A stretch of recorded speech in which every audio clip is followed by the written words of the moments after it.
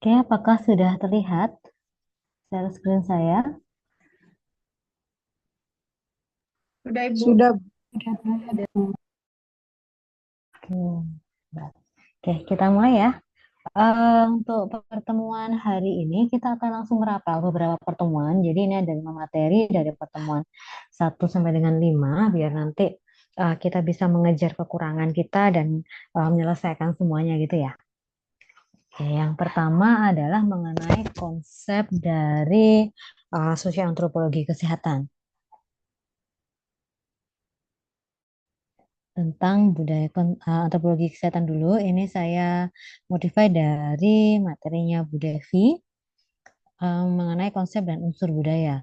Jadi antropologi menurut asal katanya berasal dari antropos dan logos, yakni antropos artinya manusia dan logos artinya ilmu. Jadi kalau menurut Aryo Nosiono, antropologi ini adalah suatu ilmu yang berusaha mencari pengertian tentang makhluk hidup dengan mempelajari aneka bentuk fisik kepribadian masyarakat serta kebudayaannya. Jadi kalau dari pengertian dari Aryo Nosiono, di sini yang dipelajari tentang manusia itu adalah dari segi fisiknya, kemudian kepribadian dan juga kebudayaan. Ada 3 hal ini yang dipelajari menurut Aryo Nosiono. Kemudian kalau menurut Ike Dewi Ranata, ini adalah ilmu yang mempelajari manusia dari sudut cara berpikir dan pola perilaku. Jadi ini lebih sempit lagi ya. Kalau dari Ike Dewi Ranata ini hanya yang dilihat adalah dari mindset seperti itu mungkin ya, dan juga bagaimana pola perilakunya yang dipengaruhi oleh cara berpikirnya itu tadi. Kemudian kalau budaya berasal dari kata budaya yang artinya adalah budi dan akal. Kemudian Kunchoro Ningrat mendefinisikan budaya sebagai keseluruhan sistem gagasan, tindakan, dan juga hasil karya manusia dalam rangka kehidupan masyarakat yang eh, hasil-hasil tadi, baik itu gagasan ataupun tindakan dan hasil karya, yang baik itu yang bisa dilihat ataupun tidak dapat dilihat dan ataupun yang bisa diamati dan tidak bisa diamati seperti itu, ini dijadikan sebagai milik dari uh, manusia yang memiliki budaya tadi dengan belajar. Jadi budaya ini dipelajari bisa dengan contohnya diturunkan ataupun seperti kita ya, kita tahu bagaimana sih apa yang harus kita lakukan saat ketemu orang yang lebih tua, misalkan seperti itu, atau lewat ada orang berkumpul lagi duduk-duduk, kita mau lewat itu harus seperti apa, itu kan kita pelajari dari ajaran orang tua. Seperti itu untuk budaya. Kemudian selanjutnya adalah unsur-unsur budaya. Di sini ada beberapa unsur budaya, yakni bahasa, sistem pengetahuan, sistem kemasyarakatan, lalu sistem peralatan dan perlengkapan hidup, sistem mata pencarian hidup, sistem religi, kesenian. Nah, ini semua tentunya sesuai ya dengan pengertian budaya tadi, di mana budaya tadi ada gagasan, tindakan maupun hasil karya. Termasuk kalau misalkan sistem kemasyarakatan itu kan sistem pengetahuan itu kan gagasan ya. Kemudian hasil karya bisa berupa seni ataupun eh, peralatan untuk pelengkapan hidupnya, seperti itu bisa berupa hasil karya. Lalu untuk tindakan, bagaimana tentang sistem religinya, sistem keagamaan, sistem budayanya. Nah, atau sistem kemasyarakatannya itu bisa berupa dalam bentuk tindakan juga. Norma-norma yang harus dilakukan ataupun yang tidak boleh dilakukan seperti apa. Nah, itu adalah bentuknya dapat di-observe dalam bentuk tindakan yang dilakukan oleh satu masyarakat dengan budaya tertentu. Nah, ini contohnya dari unsur budaya, yakni berupa sistem religi dan upacara keagamaan. Misalkan kalau di Bali ada ngaben, kemudian kalau di Jawa itu ada sistem misalkan kita kirim doa ada berkatan, kemudian mungkin ada yang terkait kepercayaan, atau misalkan ada keluarga yang sedang hamil ada 7 bulan dan sebagainya, itu contohnya. Kemudian ini sistem organisasi kemasyarakatan, jadi terkait di masyarakat tadi tentunya ada misalkan kepala adatnya, kepala sukunya seperti itu. Kemudian bagaimana susunan yang ada di masyarakatnya. Kalau kepala adat tidak ada, bagaimana nanti pengambilan keputusan di satu suku itu. Nah, itu sistem kemasyarakatan. Kemudian ini sistem pengetahuan, contohnya adalah bagaimana pengetahuan merawat anak. Jadi ini terkait sangat budaya sekali ya, bagaimana ini anak di contohnya di Sungai Mahakam itu dia mandi di harus dimandikan di Sungai Mahakam bayinya baru lahir atau mungkin di usia berapa seperti itu. Lalu bagaimana menandani bayi atau bahkan di beberapa masyarakat kita ada juga yang masih apa namanya memberikan misalkan sunat untuk bayi perempuan saat dia um, masih dalam kondisi masih bayi seperti itu atau bahkan ada beberapa masyarakat yang dia sudah dikasih makan dikasih nasi seperti itu walaupun itu dilumatkan eh, wa- walaupun dia masih hitungan usianya berapa hari. Nah, itu contoh dari pengetahuan merawat anak, sistem pengetahuan. Yang tentunya tidak semua sistem pengetahuan, sistem kemasyarakatan itu em, mempunyai dampak ataupun berkontribusi yang positif bagi kesehatan atau tidak selaras lah kita kita ngomong kontra dengan kesehatan itu bisa jadi. Misalkan tadi yang saya sampaikan di satu masyarakat tertentu walaupun anaknya, bayinya baru berusia 3 hari itu sudah boleh, sudah dikasih nasi walaupun dia dilumat ataupun dikasih pisang seperti itu. Nah itu kan tentunya kalau dilihat dari kesehatan itu nggak baik untuk perkembangan si anak ya karena organ-organnya belum belum sempurna, belum bisa mencerna dengan baik. Oke, selanjutnya adalah bahasa. Nah, kalau bahasa saya rasa sudah cukup jelas ya, jangankan beda suku, eh, yang beda pulau ya.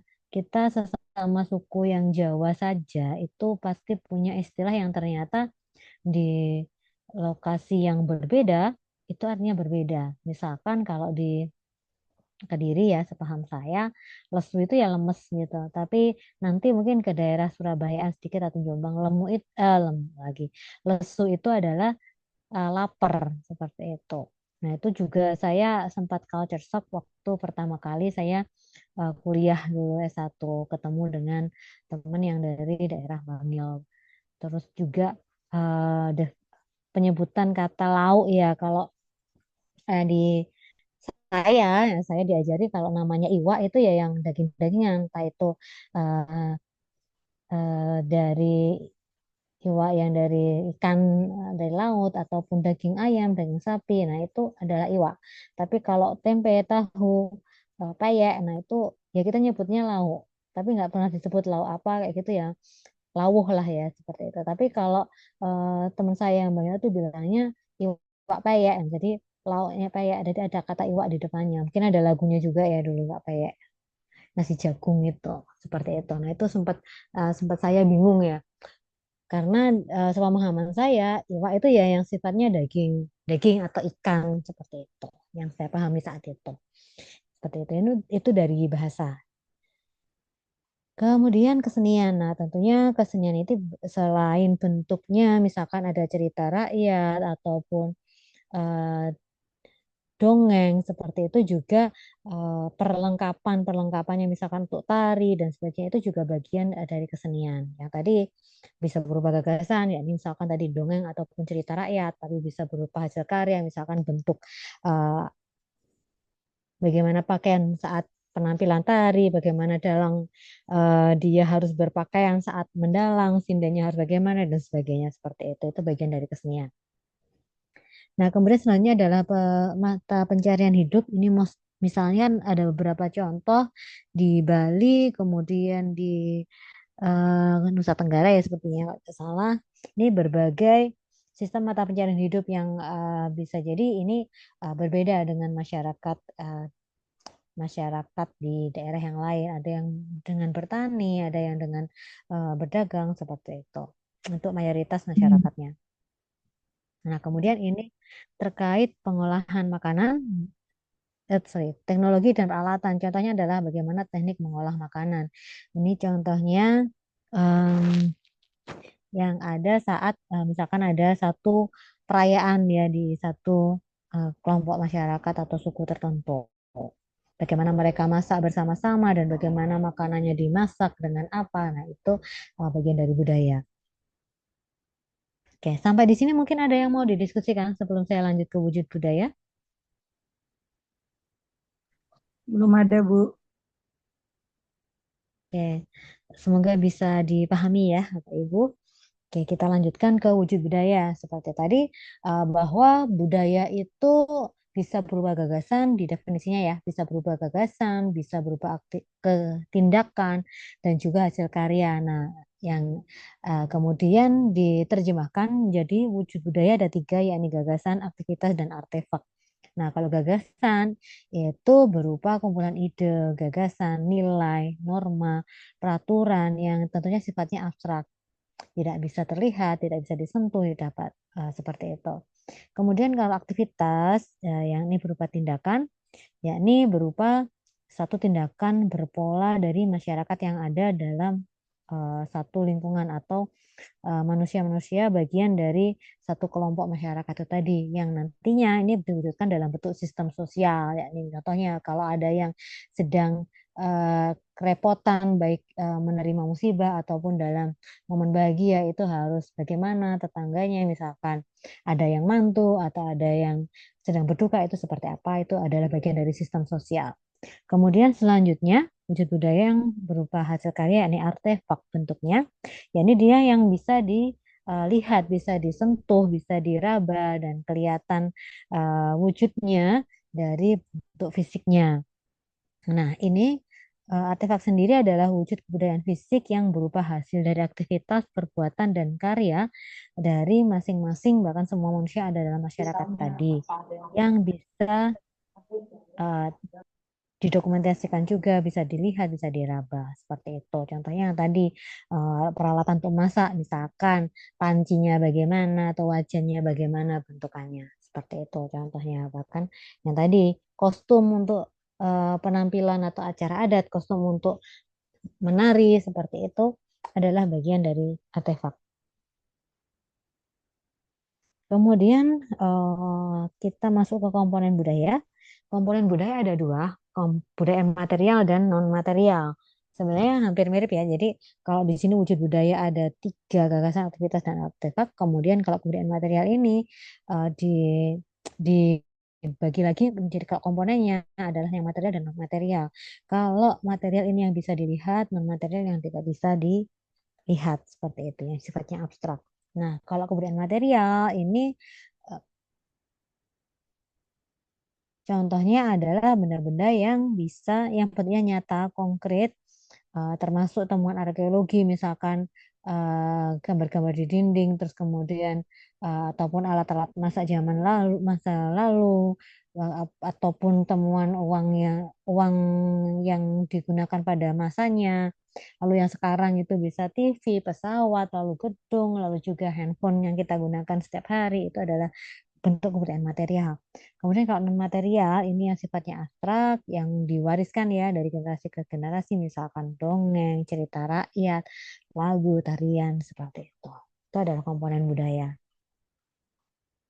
Oke, sampai di sini ada yang mau didiskusikan sebelum kita lanjut?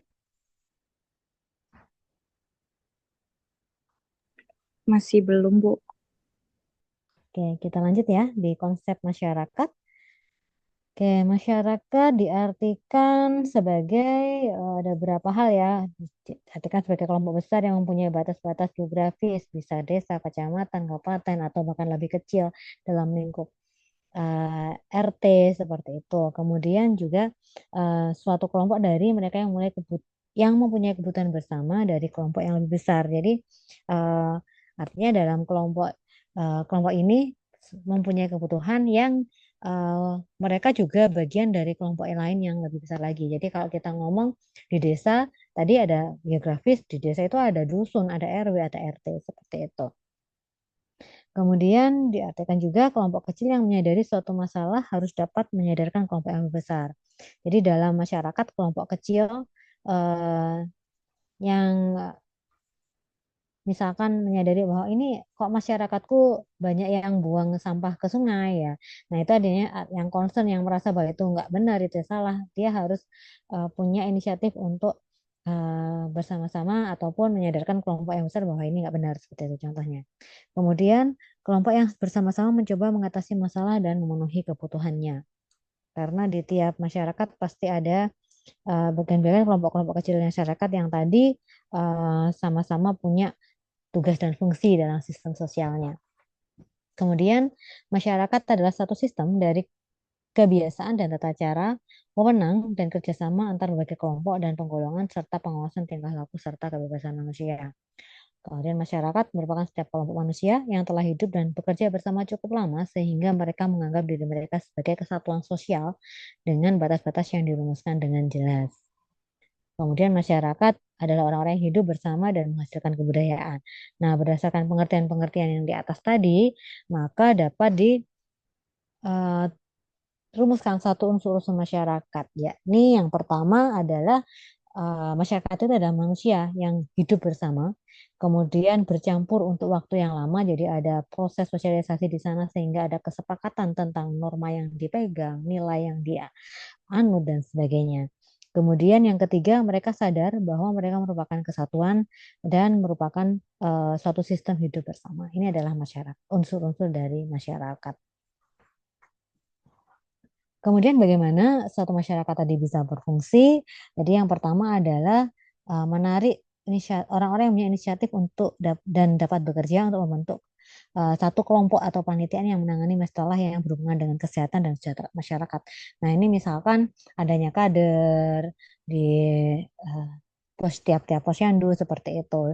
Kemudian membuat rencana kerja yang dapat diterima dan dilaksanakan oleh keseluruhan masyarakat. Nah, ini tentunya untuk rencana kerja ini yang saya contohkan posyandu tadi pasti dia sudah punya proker yang pakem ya yang harus dia lakukan karena kader ini kan dia adalah ujung tombaknya. Jadi uh, dari puskesmas seperti itu untuk kesehatan di satu wilayah. Kemudian juga melakukan upaya penyebaran rencana atau kampanye untuk menyelesaikan rencana tersebut. Jadi kalau posyandu punya broker itu harus disampaikan supaya nanti kena didiseminasikan, entah itu melalui grup WA kalau uh, di oleh kader seperti itu harus disampaikan programnya supaya semua tahu seperti itu.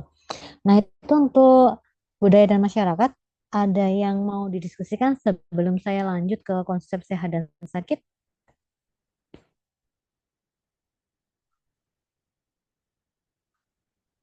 Atau belum ada, jadi kita bisa Belum lanjut. ada, Bu. Oke, semoga bisa dipahami ya. Saya takutnya Bapak Ibu kurang jelas dengan apa yang saya sampaikan. Dan misalkan saya terlalu cepat, monggo bisa disampaikan ya. Iya, Bu, siap. Oke, Mungkin ini masih konsep soalnya, Bu. Jadi teman-teman ya. insya Allah paham dulu. Oke, terima kasih. Kemudian kita lanjut ke konsep sehat dan sakit serta perilaku pencarian kesehatan. Sebentar ini saya kecilkan dulu aja. Nah, untuk konsep sehat, jadi dari WHO maupun Departemen Kesehatan sendiri ada mendefinisikan mengenai sehat. Jadi kalau menurut WHO, sehat itu adalah kondisi komplit ya, jadi yang sempurna dari fisik, mental, dan juga kesehatan sosialnya. Dan tidak hanya mengenai ada atau tidaknya penyakit, kemudian bahkan kecacatan ataupun keterbatasan yang dimiliki seseorang. Jadi komplit ya, dari tiga sisi yang dilihat kalau menurut WHO, fisik, mental, dan sosialnya. Itu baru definisi, baru dinyatakan sehat. Kemudian kalau menurut Departemen Kesehatan, yang mungkin sekarang kalau di definisi sehatnya Kemenkes juga nggak jauh-jauh beda. Atau bukan mungkin masih sama seperti itu. Jadi keadaan sehat baik secara fisik, mental, spiritual maupun sosial. Jadi kalau di Depkes ini sama sebenarnya dengan WHO, tapi ditambahi lebih banyak lagi sisi seginya atau aspeknya, yakni fisik, mental, spiritual, dan sosial. Kemudian yang memungkinkan setiap orang untuk hidup produktif secara sosial dan ekonomi. Jadi lebih tidak hanya sakit, tidak ada penyakit ataupun sehat, secara fisik sehat, mentalnya sehat, sosialnya sehat, spiritualnya sehat, tapi juga dilihat, tapi dengan status atau kondisi yang fisik, mental, spiritual, dan sosial yang sehat tadi, dia mampu untuk produktif baik secara sosial dan ekonomi. Artinya kalau sosial berarti bisa sosialisasi dengan sekitarnya. Kemudian juga kalau ekonomi artinya dia bisa memperoleh pendapatan untuk mencukupi kebutuhannya. Kemudian, faktor yang mempengaruhi keyakinan dan tindakan kesehatan yang pertama adalah status perkembangan, status pengaruh sosiokultural dan pengalaman masa lalu serta harapan seseorang tentang dirinya. Yang artinya adalah status perkembangan ini baik perkembangan dari kesehatannya ataupun bahkan perkembangan dari eh, di bidang kesehatan itu sendiri. Kemudian sosial budaya itu sangat berpengaruh ya. Misalkan kalau satu masyarakat masih meyakini bahwa seseorang sakit itu karena misalkan punya dosa. Nah, itu pasti nanti bagaimana dia keyakinan tentang kesehatan dan bagaimana dia nanti mencari pertolongan untuk penyakitnya itu akan terpengaruh sekali oleh keyakinan budaya yang dia anut seperti itu. Lalu pengalaman masa lalu juga baik dari diri sendiri yang dia rasakan atau dari orang terdekat atau dari orang yang dia anggap eh, panutannya seperti itu. Kemudian harapan seseorang tentang dirinya terkait kesehatan itu tadi. Kemudian kita lanjut ke konsep sakit. Nah, kalau menurut Parson, sakit itu adalah rasa yang tidak nyaman di tubuh atau bagian tubuh karena menderita sesuatu, baik itu demam, sakit perut, ataupun yang lainnya. Kemudian, sakit sendiri juga merupakan gangguan dalam fungsi normal individu sebagai totalitas, termasuk keadaan organ ya, sebagai sistem biologis dan penyesuaian sosialnya. Jadi kalau sakit di sini kalau sebagai organisme sistem biologis artinya ya ada gangguan dalam mungkin sistem pencernaannya ataupun yang lainnya sistem yang ada dalam tubuh seperti itu secara fisik. Nah, kemudian rentang sehat sakit ya. Ini adalah satu keberadaan dinamis yang berubah secara terus-menerus sesuai dengan adaptasi individu terhadap berbagai perubahan yang terjadi baik di dalam dirinya ataupun di luar dirinya untuk mempertahankan keadaan fisik, emosional, intelektual, sosial, perkembangan, dan spiritual yang sehat.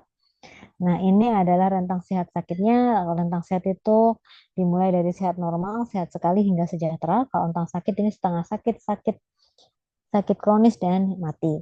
Nah, sayangnya yang ada dalam di masyarakat kita itu adalah mungkin yang sehat normal itu adalah dilihat dari kondisi fisik saja, baru dilihat secara kondisi fisik. Tapi yang namanya kesehatan mental juga sepertinya baru booming ya, baru benar-benar jadi concern di masa-masa Gen Z ini ya. Jadi Gen Z ini juga ada satu teori yang nyebut bahwa Gen Z ini adalah disamakan dengan generasi strawberry karena kena uh, kena anu titik mereka sudah down seperti itu. Nah, yang artinya saat ini yang sehat normal juga sudah mulai bergeser tidak, yang diperhatikan adalah fisik dan mentalnya. Seperti itu. Termasuk nanti tidak menutup kemungkinan adalah secara sosial ataupun spiritual juga. Nah, kemudian terkait perilaku sakit ini yang bisa dialami oleh seseorang seseorang adalah dia akan merasa takut, kemudian jadi dia akan menarik diri, kemudian juga mungkin dia akan menjadi seseorang yang sangat tinggi egonya, egosentris, kemudian sensitif, lalu emosionalnya juga tinggi, ada perubahan persepsi baik terhadap dirinya sendiri ataupun terhadap lingkungan sekitarnya, lalu berkurangnya minat untuk melakukan hal-hal yang biasanya dia aktif lakukan seperti itu. Lalu untuk faktor-faktor yang mempengaruhi perilaku sakit adalah banyak sekali di sini ada faktor fisik tentunya dari segi fisiknya ada gangguan atau tidak. Kemudian faktor seriousness yakni menurut dia apa yang dia rasakan itu levelnya sampai mana sih keseriusan ini aku kok nggak kayak misalkan rasa sakitnya itu levelnya di mana itu seriousness. Kemudian faktor social relationship adalah hubungan dengan orang sekitarnya, ada nggak yang dia bisa sampaikan tentang penyakitnya, lalu bagaimana nantinya dia mendapatkan masukan ataupun yang lainnya terkait penyakitnya. Kemudian faktor frekuensi ini adalah seberapa sering dia merasakan keluhannya. Ada faktor sensitivitas, lalu ada faktor knowledge dan asuransi, yakni terkait pengetahuan tentang penyakitnya, lalu punya nggak dia terkait jaminan sosial seperti itu. Lalu faktor kebutuhan dasar, faktor responsiveness, faktor persepsi, faktor lingkungan tempat tinggal dan juga keturunan, faktor budaya dan faktor sumber daya. Yang tentunya ini nanti akan mempengaruhi bagaimana seseorang itu berperilaku ketika seseorang itu sakit. Misalkan tadi kebutuhan dasarnya untuk mereka yang pendapatannya sudah sangat berlebih, itu kan dia nggak lagi memikirkan kebutuhan dasar sandang papan pangan ya, mungkin itu sudah nggak usah dipikirkan, udah ada. Tapi untuk mereka yang mungkin ekonominya masih kurang, maka kebutuhan sandang papan pangan itu masih menjadi hal yang harus mereka penuhi. Baru kalau setelah itu baru mereka mikirkan untuk berobat, seperti itu contohnya. Ya, sampai di sini ada yang mau didiskusikan Bapak Ibu sebelum kita lanjut?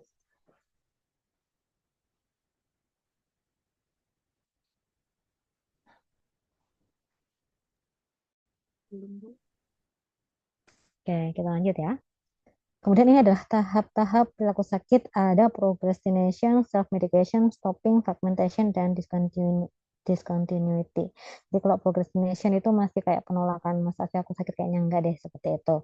Lalu self-medication ini mulai mengobati sendiri, shopping ini membeli obat-obat yang bisa dibeli dengan bebas. Lalu fragmentation ini dia mulai mencari pengobatan pendapat yang kedua seperti itu. Lalu discontinuity ini terkait dia kalau misalkan dia merasa em, nggak cocok dengan apa yang sudah dilakukan, pengobatan yang dia lakukan, itu dia akan bisa berhenti. Nah, seperti itu.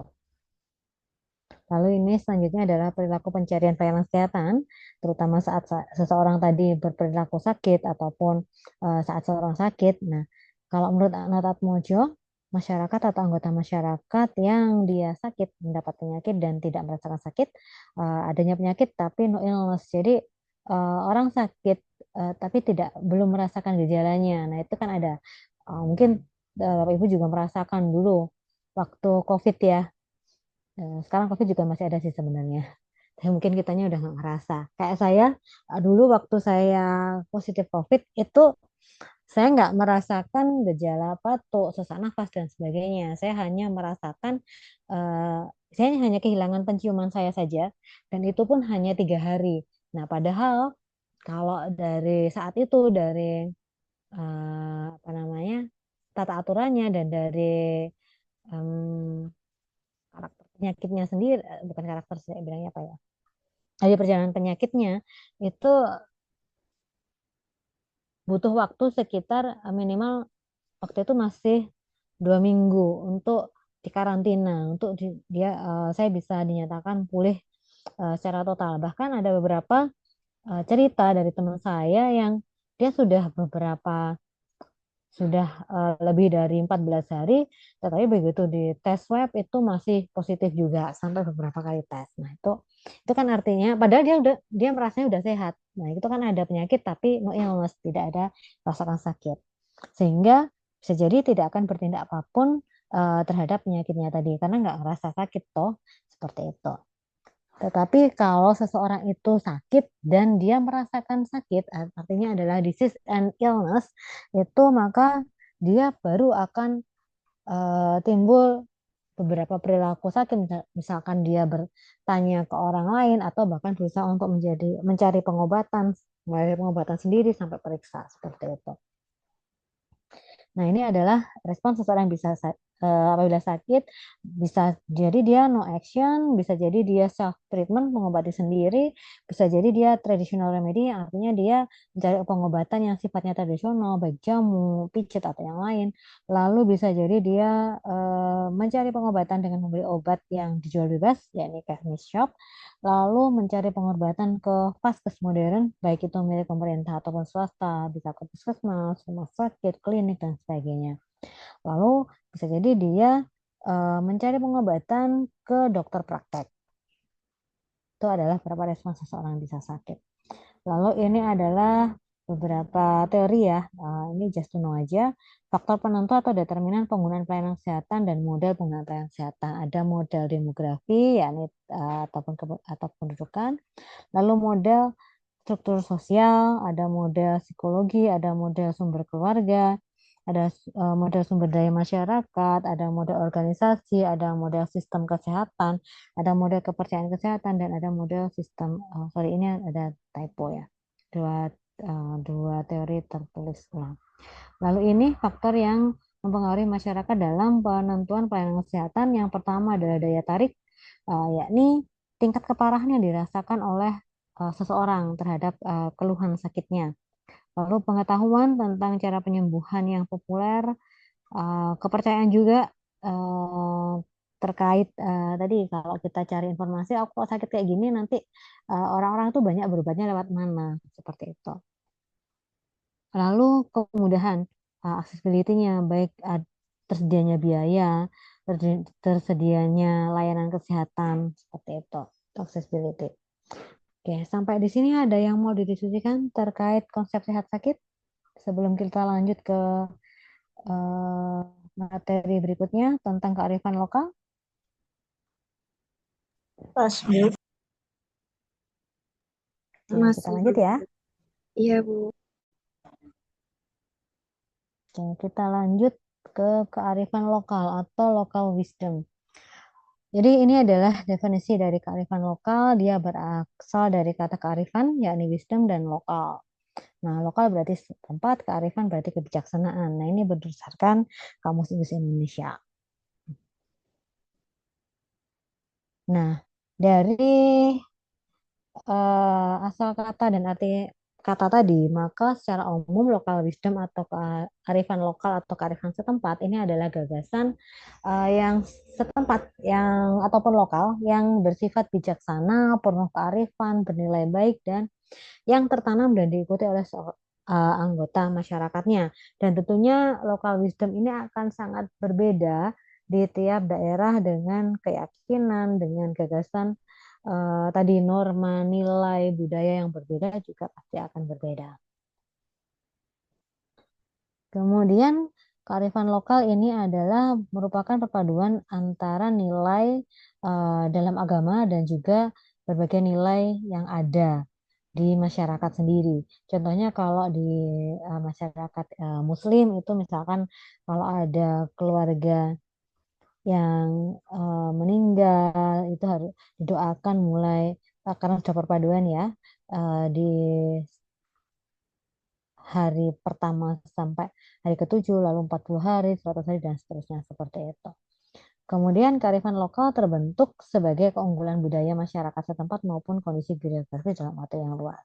Dan merupakan satu produk budaya masa lalu yang patut secara menerus dijadikan pegangan hidup. Karena sebenarnya walaupun nilainya lokal, tetapi nilai yang terkandung dalamnya itu sifatnya universal. Contohnya kalau terkait nilai-nilai bagaimana berperilaku ke orang yang lebih tua. Nah, itu kan eh, kita harus sopan ke mereka, itu harus menghargai mereka. Itu kan satu hal yang sifatnya adalah universal ataupun global. Dimanapun itu adalah hal yang harus dilakukan. Lalu kearifan lokal ini bisa menjadi satu dasar untuk pengambilan kebijakan pada level lokal, baik itu di bidang kesehatan, pertanian, pendidikan, pengelolaan sumber daya alam, dan kegiatan masyarakat pedesaan. Misalkan yang tadi bagaimana masyarakat Bali itu bertani. Nah, itu kan dia apa ya, sengkedan ya istilahnya kalau di Bali. Nah, itu kan jadi satu kebijakan bahwa di Bali itu sawahnya harus seperti ini loh di penyusunannya ataupun penataannya. Nah, bisa jadi nanti di masyarakat yang berbeda akan punya hal yang berbeda juga.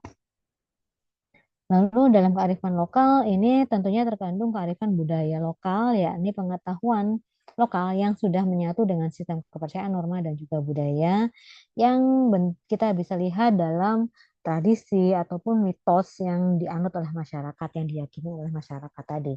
Kalau berhubungan dengan makanan, misalkan mitosnya adalah ibu hamil nggak boleh makan ikan atau nggak boleh makan satu jenis makanan tertentu. Nah, itu bentuk bentuk dari mitos dan itu satu bentuk kearifan lokal sebenarnya walaupun dia tidak mungkin bisa jadi tidak berimplikasi yang positif ke kesehatan. Misalkan kalau pantang makan ikan, padahal ikan itu satu protein yang dibutuhkan oleh ibu hamil. Seperti itu ya contohnya. Nah, ini contoh norma dalam masyarakat. Ada norma keagamaan, kesusilaan, kesopanan, dan hukum. Nah, ini kita coba membedakan dari segi tujuan, isi, asal-usul, sanksi, dan juga daya kerjanya. Kalau keagamaan dan kesusilaan tujuannya adalah umat manusia, penyempurnaan manusia, dan intinya adalah jangan sampai manusia itu menjadi seseorang yang tidak baik terhadap sesamanya, bahkan ke dirinya sendiri.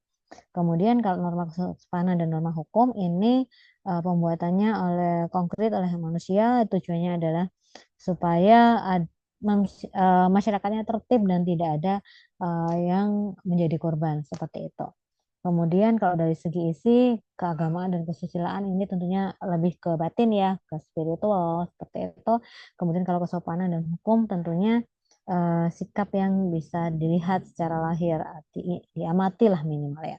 Kemudian kalau asal usulnya keagamaan berasal dari Tuhan, kesusilaan ini dari diri sendiri, lalu norma kesopanan dan hukum ini berasal dari kekuasaan luar yang memaksa, baik itu eh, nggak perlu bilangnya pemerintah ya, tapi bisa jadi dari satu tokoh masyarakat ataupun tokoh adat seperti itu. Lalu sanksinya, kalau norma keagamaan sanksinya dari Tuhan, norma kesusilaan itu dari diri sendiri. Pantas gak sih saya berperilaku seperti ini, seperti itu? Kalau nggak pantas, apa sih yang terjadi ke saya? Misalkan merasa tidak nyaman, tidak enak, merasa bersalah sendiri dan sebagainya. Terus kalau norma kesopanan ini sanksinya dari masyarakat secara tidak resmi, misalkan bisa jadi dia dikucilkan atau tidak seperti itu. Lalu untuk norma hukum tentunya ini sanksinya dari masyarakat secara resmi karena kalau hukum pasti kalau melanggar akan ada ketetapan dia harus ngapain. Nah, itu kan secara resmi ada tertulis juga. Lalu untuk daya kerjanya, norma keagamaan ini membebani dan berupa kewajiban, kesusilaan juga seperti itu, kesopanan juga sama. Kemudian kalau yang hukum ini juga sama membebani dan kewajiban dan juga dia masih mempertimbangkan ada yang namanya hanya kewajiban saja yang menjadi landasan tetapi haknya juga dari masyarakat.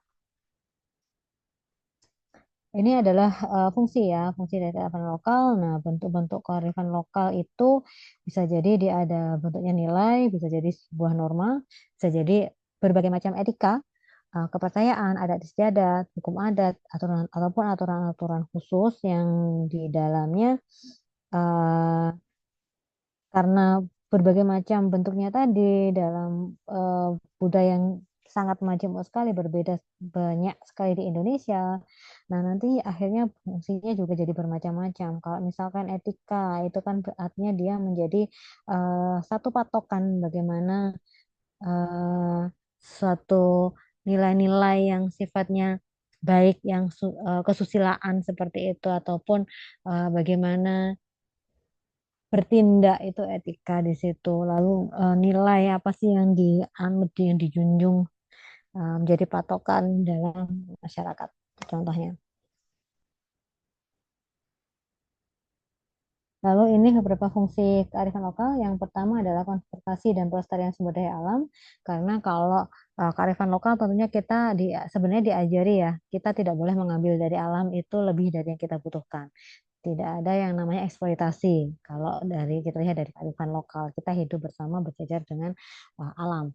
Lalu yang kedua adalah pengembangan sumber daya manusia, misalkan terkait dengan upacara daur hidup ataupun misalkan pernikahan dan lain sebagainya. Lalu pengembangan kebudayaan dan ilmu pengetahuan. Lalu selanjutnya adalah sebagai petuah kepercayaan sastra maupun pantangan yang ada di masyarakat. Lalu bermakna sosial, ini contohnya adalah integrasi komunal atau kerabat, misalkan ada beberapa perbedaan beda suku seperti itu, kemudian terjadi satu pernikahan. Lalu bermakna sosial, misalkan pada upacara terkait pertanian, eh, lalu juga bermakna etika dan moral, dan yang terakhir adalah bermakna politik. Kemudian ini adalah prinsip kearifan lokal, beberapa pokok pengetahuan yang membedakan antara sains modern dan juga kearifan lokal. Kalau sains modern ini terjadi manipulasi dari alam dan budaya sehingga mengobjektifkan semua segi kehidupan dan cenderung nilai dan moralitas itu tidak sejalan atau tidak sesuai untuk memahami konsep-konsep dalam ilmu pengetahuan. Tetapi kalau kearifan lokal ini nilai dan moralitas justru menjadi pokok yang relevan dalam pemahaman ilmu pengetahuannya, dalam memahami etika, dalam memahami nilai seperti itu. Lalu dasar penyusunan pengetahuan ini berdasarkan dari fakta-fakta yang dapat diukur. Mungkin dulu pernah belajar waktu D3 tentang positivisme seperti itu. Tapi kalau kearifan lokal ini berasal dari ajaran tradisional yang sudah jadi dan hampir tidak lagi mempersoalkan isi kandungannya karena tadi dipelajari diturunkan secara turun-turun. Sebentar izin sebentar ya, di sini masih azan.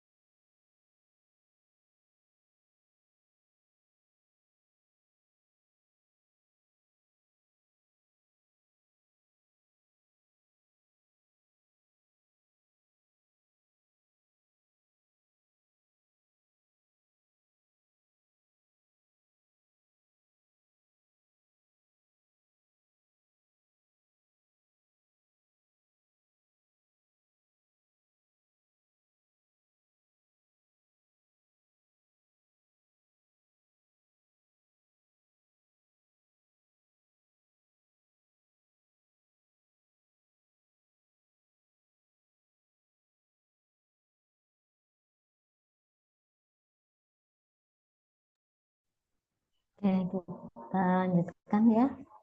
Nah, kemudian kalau kita lihat Indonesia sendiri ini punya berbagai macam suku bangsa yang tentunya masing-masing suku tadi punya kearifan lokalnya masing-masing, sehingga dampaknya adalah ya tentunya karena kearifan lokalnya menjadi beraneka ragam. Lalu kearifan tradisional juga, budaya juga. Nah, dalam kearifan lokal, kearifan tradisional maupun budaya, ini pastinya terkandung nilai-nilai etik dan moral, serta norma yang sangat mengedepankan pelestarian dari fungsi lingkungan. Kemudian nilai-nilai tersebut menyatu dalam kehidupan masyarakat setempat yang menjadi satu pedoman baik di dalam berperilaku ataupun berinteraksi dengan alam, lalu juga bagaimana mengelola lingkungan, bagaimana berhubungan dengan sesama manusia, kemudian juga bagaimana hubungan manusia dengan alam sehingga nanti lebih selaras dan harmonis, bagaimana juga pandangan manusia terhadap alam itu sendiri, bagaimana dia memperlakukan alam, nantinya supaya dia lebih long lasting seperti itu. Nah, ini beberapa contoh dari kearifan lokal yang ada di Indonesia. Contohnya ini Subak di Bali terkait pengairan di pertanian, lalu Sasi ini terkait bagaimana mencegah penangkapan ikan secara berlebihan di Maluku dan Papua, lalu Yoning di Papua, dan yang sejenis adalah Karuhun di Sunda, yakni dia mengatur pengelolaan lahan ataupun hutan dan juga pemanfaatan air. Lalu Leweng di Sunda ini juga pengelolaan dan tata guna hutan dan lahan. Lalu ada Merti Belik di Jawa Tengah ini terkait memastikan kelestarian sumber air karena beberapa wilayah di Jawa Tengah memang eh, risiko mengalami kekeringan, bahkan sering mengalami kekeringan di musim kemarau. Lalu Wetu Alam di Lombok Tengah ini mengatur tata guna lahan dan pola tanam pada masyarakat. Ada Senguyun di Barito dan Kalimantan, memandang alam dan lingkungan yang menekankan keseimbangan dan kedamaian dalam menggarap lahan dan juga menanamnya. Lalu adanya Abu Gunung di Jawa Tengah ini menyarankan bahwa daerah pertanian berbukit ini harus tanami tanaman tertentu yang dia bisa mencegah erosi dan membuat sengkedan untuk mengikuti garis kontur. Kemudian ada Wiwitan di Jawa Tengah ini untuk menyiapkan bibit unggul terkait usaha tani. Lalu ada Susu Uangan di Jawa Tengah ini adalah membersihkan saluran air untuk mengairi sawah secara bersama-sama. Lalu ini Tearo nama Lako Alam adalah Aku di Papua, di mana Gunung Esberg dan Grassberg ini dipercaya sebagai kepala mama tanah yang dianggap sebagai bagian hidup manusia, sehingga untuk memanfaatkan sumber daya alamnya harus dengan sangat berhati-hati. Lalu ada Celako Kumali, Serawai, Bengkulu, di mana di sana kearifan lokalnya adalah kelestarian lingkungan terwujud dari kuatnya keyakinan yakni tentang apa yang dianggap tabu dalam berladang ataupun menanam tadi dan juga tradisi tanam tanjaknya. Lalu Tanah Ulen di Dayak Kenyah Kaltim di mana kawasan hutan dikuasai dan menjadi milik masyarakat adat di mana pengelolaan tanah juga diatur dan dilindungi oleh aturan adat. Nah, kemudian di masyarakat Kasupan Pancar, Pangawenan Kampung Dukuh, Jawa Barat, di sini ada upacara tradisional, mitos, tabu, dan terkait pemanfaatan dari hutan. Sehingga mereka memanfaatkan hutan ini dengan sangat hati-hati, dengan tidak melakukan eksploitasi, kecuali ada izin dari sesepuh adatnya. Jadi di sini masih sangat kuat sekali dari adat. Kemudian ada masyarakat Undau Mau Kalimantan Barat yang di sini adalah mengatur mengenai pola penataan ruang pemukiman.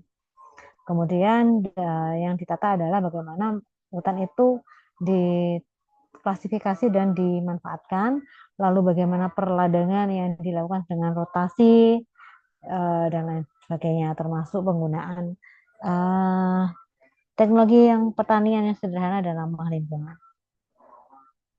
Oke, mungkin itu untuk kearifan lokal. Sampai di sini ada yang mau didiskusikan Bapak Ibu? Setelah ini ada kuliah lain nggak?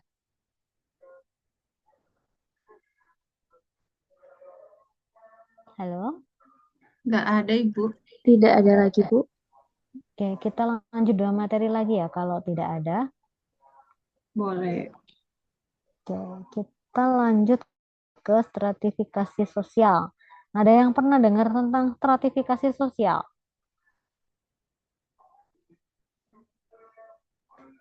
Belum, Bu. Masih belum, Bu. Oke, bentar ya. Stratifikasi sosial ini sebenarnya adalah kita masuk ke teori saja.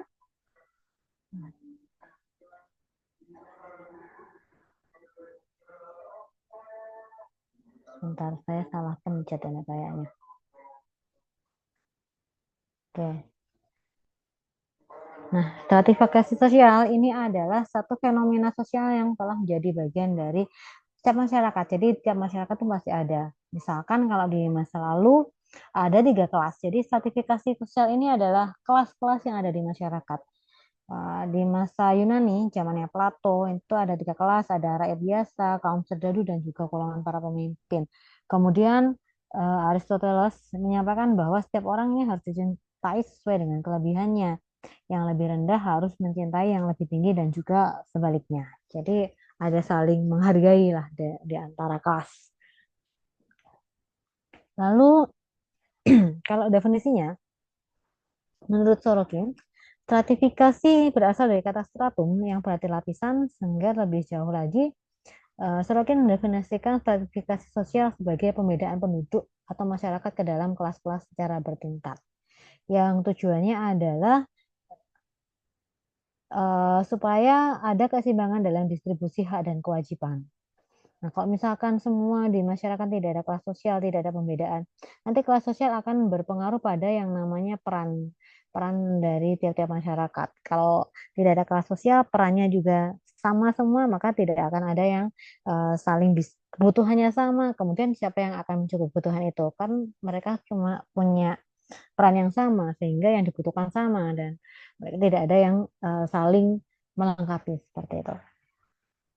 Kemudian kalau menurut Agier dan Becker, tatanan sosial yang berpola sosial dan historis yang berakar pada kerangka ideologis yang melegitimasi dan membenarkan subordinasi kelompok orang tertentu. Jadi kalau di sini ada tatanan ya, dia berupa tatanan sertifikasi itu dan juga uh, sudah menjadi satu hal yang apa ya, menjadi satu hal yang disahkan mungkin dilegitimasi atau dianggap biasa ada subordinasi seperti itu. Ada yang di atas, ada yang di bawah. Kemudian sertifikasi ini menggambarkan pembagian orang ke dalam lapisan terstruktur dari masyarakat yang dia berhierarki dari atas ke bawah yang bisa terbentuk dengan sengaja atau tanpa sengaja. Dan stratifikasi adalah bagian dari sistem sosial di mana di dalamnya ada pola hubungan timbal balik antar individu dan masyarakat dan juga stratifikasi ini mau tidak akan bisa terpisah dari satu masyarakat. Kenapa? Karena di sini ada nilai-nilai sosial dan nilai-nilai kepercayaan yang menjadi dasarnya. Misalkan kalau di masyarakat yang dia patokannya masih adat, nah tentunya ketua adat, kemudian ada susunan lain di bawahnya dan seterusnya itu pasti akan tetap dipegang erat. Kemudian stratifikasi ini ada yang tertutup, di sini tidak memungkinkan terjadinya perpindahan seseorang dari satu lapisan tertentu ke lapisan yang lain, baik sifatnya horizontal ataupun vertikal, di mana lapisan tertutup ini didasarkan pada kelahiran, yang tentunya contohnya adalah di sistem kasta. Nah, itu kalau karena kelahiran misalkan kalau di Jawa ya setahu saya mereka yang punya gelar Raden, kalau perempuan menikah dengan mereka yang tidak punya gelar Raden maka akan putus nih dia. Tetapi kalau yang punya gelar Raden adalah yang pria, yang perempuannya tidak punya gelar, itu anaknya akan tetap punya gelar seperti itu. Kemudian stratifikasi sifat yang kedua adalah yang terbuka, di mana ini ada kemungkinan kesempatan seseorang tadi kalau dia bisa berusaha, dia punya effort, dia punya kecakapan, dia bisa pindah ke lapisan yang lebih baik di lapisan atasnya. Yang di sini lapisan terbuka ini lebih didasarkan pada prestasi, kemudian juga effort ataupun usaha seseorang. Kemudian untuk kelas yang ada dalam masyarakat ini definisi dari kelas sosial ini adalah semua orang dari masyarakat yang sadar akan kedudukannya dalam satu lapisan dan kedudukan itu diketahui dan diakui oleh masyarakat secara umum. Jadi kalau saya merasa saya ada di kelas tertentu, misalkan di level yang menengah, maka orang orang lain harus mengakui bahwa saya ada di level menengah seperti itu. Lalu karena itu berlakunya ada kesepakatan ya seperti itu. Kemudian nanti di belakang akan kita pelajari hal-hal yang menjadi dasar untuk penetapan kelas seseorang. Kemudian ini kelas sosial didasari bisa karena kekayaannya, bisa karena kekuasaan yang dimiliki, bisa karena dia dihormati ataupun disegani, misalkan tokoh agama ataupun tokoh masyarakat. Kemudian bisa jadi didasari pada penguasaan ilmu pengetahuan, misalkan untuk mereka yang bergelar profesor tentunya itu di bidang pendidikan levelnya paling tinggi seperti itu. Lalu sayangnya di masyarakat ini istilah kelas mayoritasnya didasarkan pada pelapisan ataupun pengelompokan yang di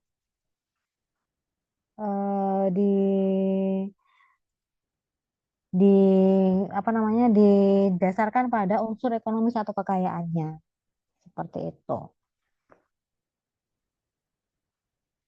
Nah, sampai di sini ada yang mau didiskusikan atau bisa kita lanjut?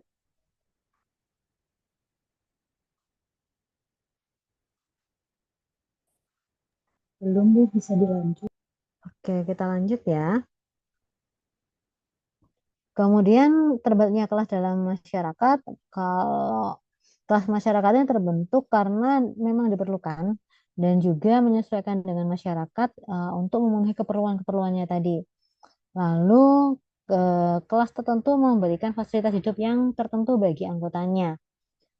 Kalau kita ngomong mungkin privilege ya sekarang yang ngetrennya bahasanya. Lalu kelas mempengaruhi gaya dan tingkah laku hidup masing-masing warga yang ada di kelas-kelas tadi.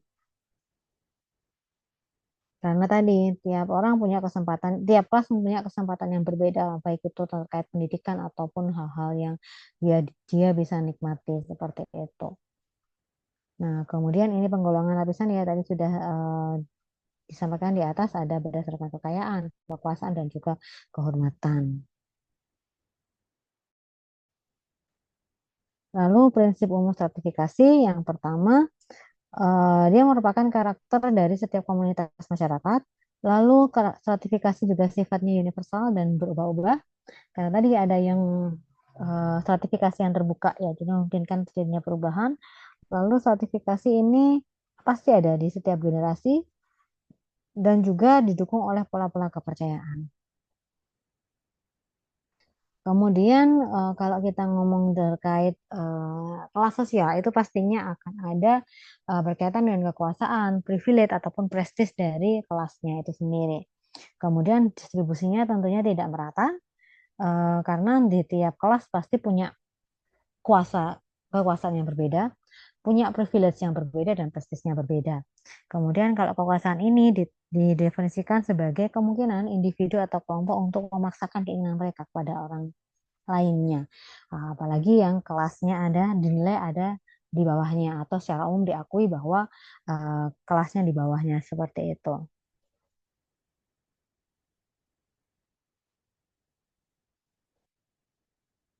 Lalu privilege ini terkait dengan hak, keuntungan ataupun kekebalan yang diasosiasikan pada satu posisi tertentu atau satu kelas lapisan tertentu di masyarakat. Yang tentunya mereka yang berada di lapisan atas ini pasti punya privilege yang lebih banyak daripada kelas yang ada di bawahnya, baik dari kekebalan, dari segi pendapatan, lalu hak-hak yang sifatnya prerogatif, ada kebebasan dan juga pilihan-pilihan lain yang tentunya privilege yang lapisan atas beda dengan lapisan bawah dan tidak bisa dinikmati oleh yang lapisan bawahnya. Kemudian privilege ini sendiri punya dua aspek dari segi ekonomi dan budaya. Yang pertama, privilege ini biasanya dihubungkan dengan kondisi ekonomi seseorang. Kemudian kalau dari segi budaya, adanya keuntungan ataupun ketidakberuntungan terkait privilege untuk orang-orang tertentu. Lalu selanjutnya adalah prestis. Jadi ini terkait pada kehormatan dan status sosial. Nah, pada umumnya mereka yang ada di lapisan yang atas itu prestisnya lebih dinilai lebih tinggi daripada kalau masyarakat yang ada di bawahnya. Oke. Sampai di sini ada yang mau didiskusikan sebelum kita lanjut?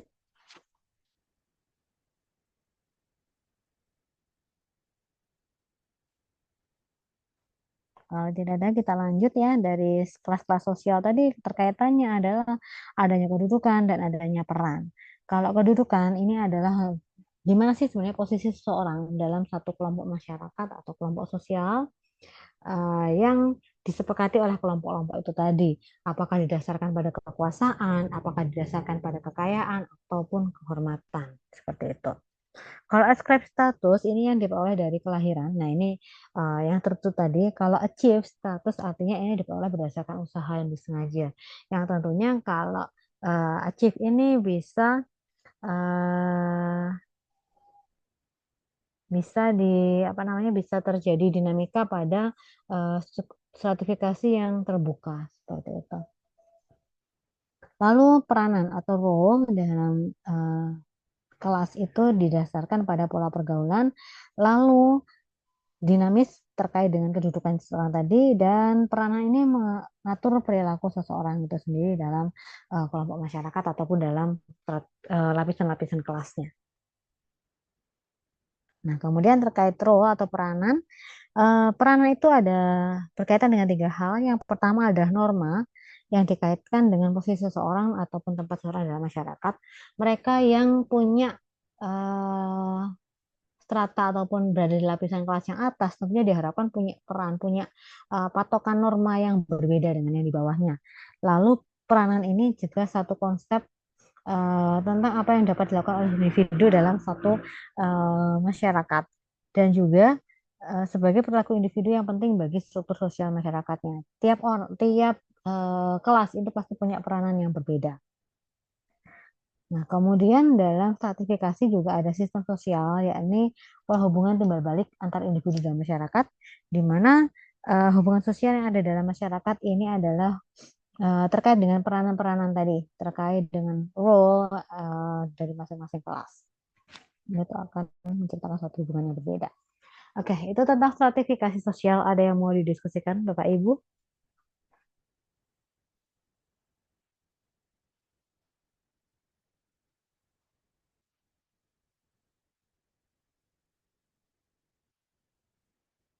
Kalau belum ada, kita lanjut ke mobilitas sosial.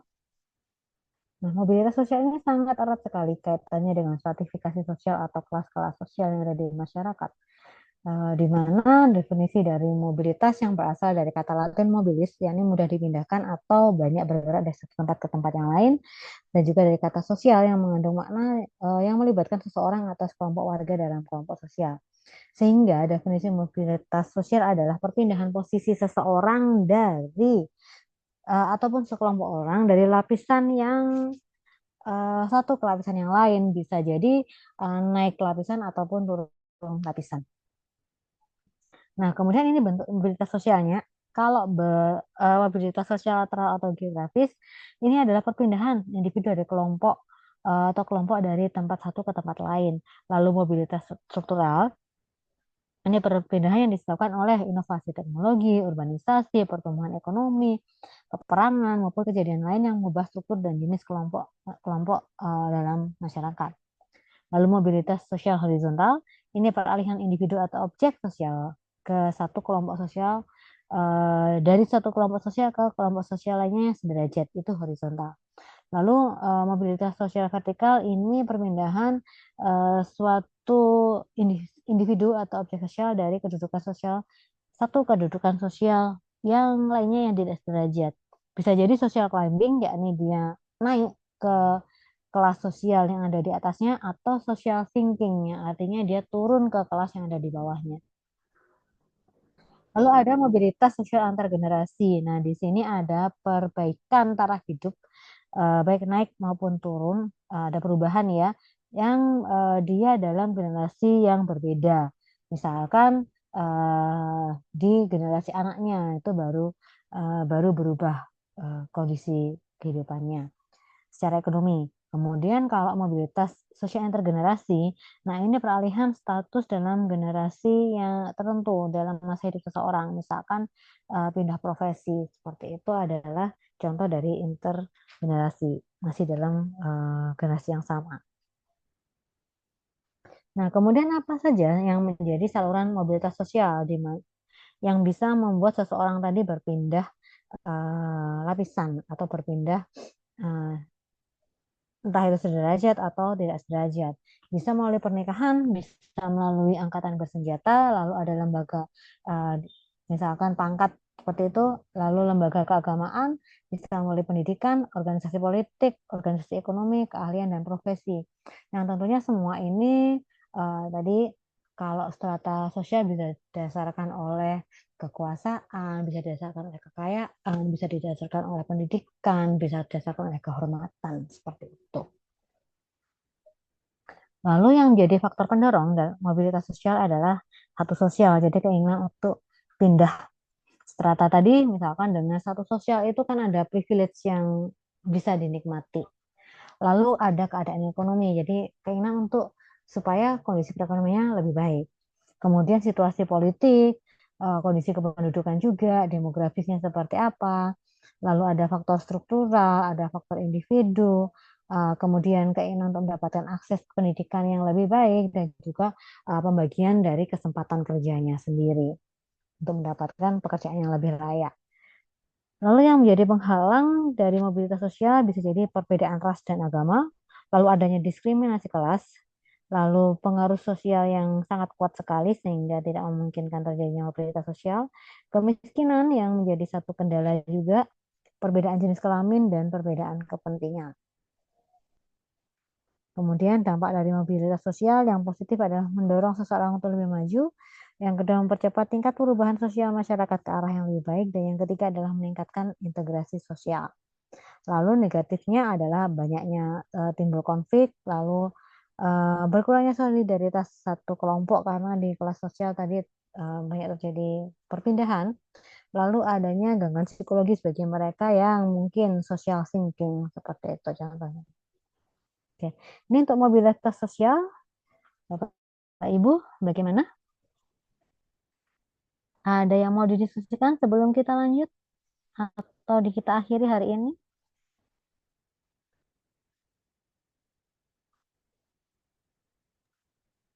Masih belum ada pertanyaan, Bu. Oke. Untuk hari ini mungkin kita bisa akhiri ya, karena kalau sekarang di kita 19.15 ini ada yang beda wilayah waktu Indonesia enggak. Mungkin ada di wilayah Indonesia Tengah seperti itu, atau semua ada di Indonesia Barat. Indonesia Timur Carolina. di Oh iya, Flores, Bu. di Flores ya. Iya, Eh, iya. Nah, mungkin bisa kita akhiri ya nanti untuk 5 topik untuk pertemuan kuliah hari ini. Mungkin nanti selanjutnya kita tinggal menghabiskan 3 materi lagi yang kemarin sudah saya kirimkan ke Pak Fani. Dan kemudian untuk nilai ujiannya nanti kita berupa penugasan saja ya untuk sosial antropologi kesehatan ini. Jadi tidak akan ada ujian ujian misalkan lewat Google Form ataupun Moodle, tapi nanti kita berupa penugasan saja. Seperti itu. Ada yang mau ditanyakan Bapak Ibu sebelum kita live Zoom-nya?